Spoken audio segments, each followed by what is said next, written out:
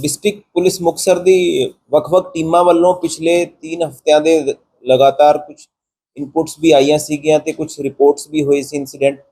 तो जो ट्रांसफार्मर्स थे दोनों ही सब डिवीजन ते लंबी सब डिवीजन ते गिद्दड़वा सब डिवीजन से काफ़ी इनपुट सीगे ते उसके बेस ते उन इनपुट्स ਨੂੰ फैक्टर इन करके ते केस रजिस्टर किया गया ते सारी इनपुट्स डिवेलप की गई ते दोनों ही टीमां ने ते CIA ने भी प्रॉपरली उन इनपुट्स से वर्क किया ते बैकवर्ड प्रोसीड करते हुए कल जो है सारे गैंग ਨੂੰ जो है इंटरसैप्ट किया गया। तो ये ਵੱਖ-ਵੱਖ डिस्ट्रिक्ट के जो इंसीडेंट ट्रांसफार्मर चोरी के है वो इस ट्रेस होए है।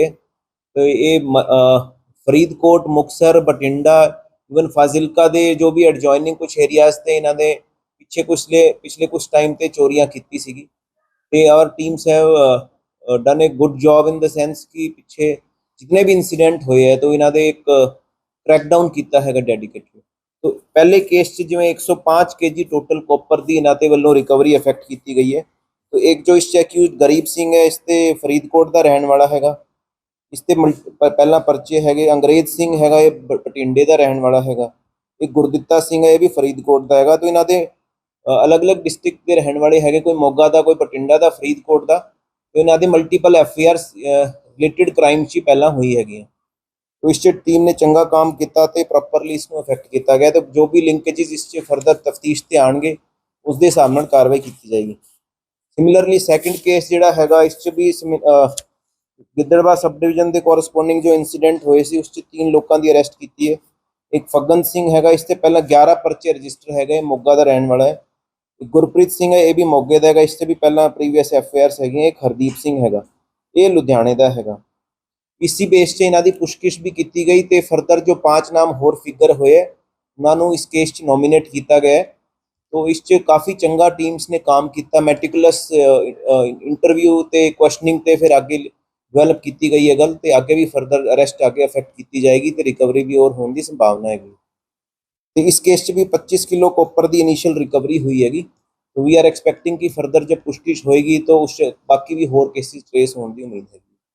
तो बाय दिस डेडिकेटेड ऑपरेशन जो 3-4 जिले के एडजॉइनिंग एरियाज से जो पीछे रिसेंटली थेफ्ट इंसीडेंट हुए सीगे वो सारे ट्रेस हो गए।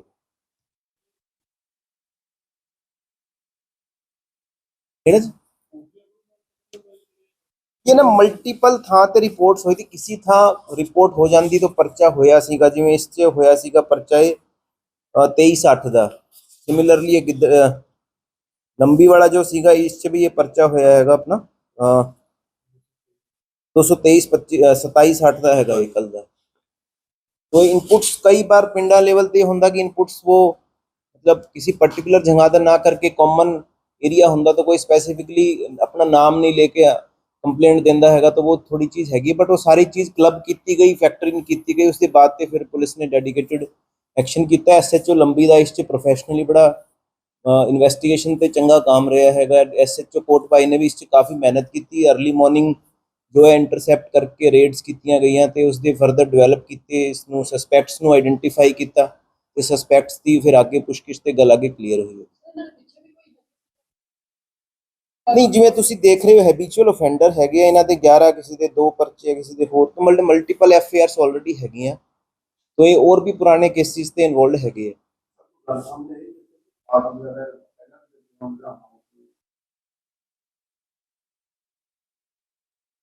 नहीं जिवें तुसीं मैं दस रहा है कि ये बेसिकली ट्रांसफार्मर थैफ्ट का ही जो एक प्रोफैशनल जो गैंग टाइप है, इन्हों के जो भी मल्टीपल मैंबरस है वो उस चीज़ से लगे हुए होंगे, बेल ते आ जाते फिर उसी चीज़ से इन्वॉल्व हो जाते।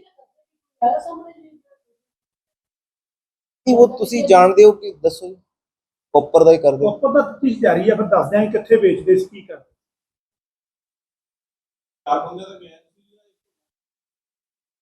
नहीं हाले आप रूल आउट नहीं कर सकते, होर भी इन्हां दे नाल एसोसीएट बंदे हो सकते जो लिंकेजेस ते होण की, जो आगे जिसनों देंदे सी, जो चोरी का समान जो देंदे सी, या इन्हां दे पीछे कोई और हैंडलर सीगा। तो तफ्तीश ते सारी चीज़ लेके थैंक यू।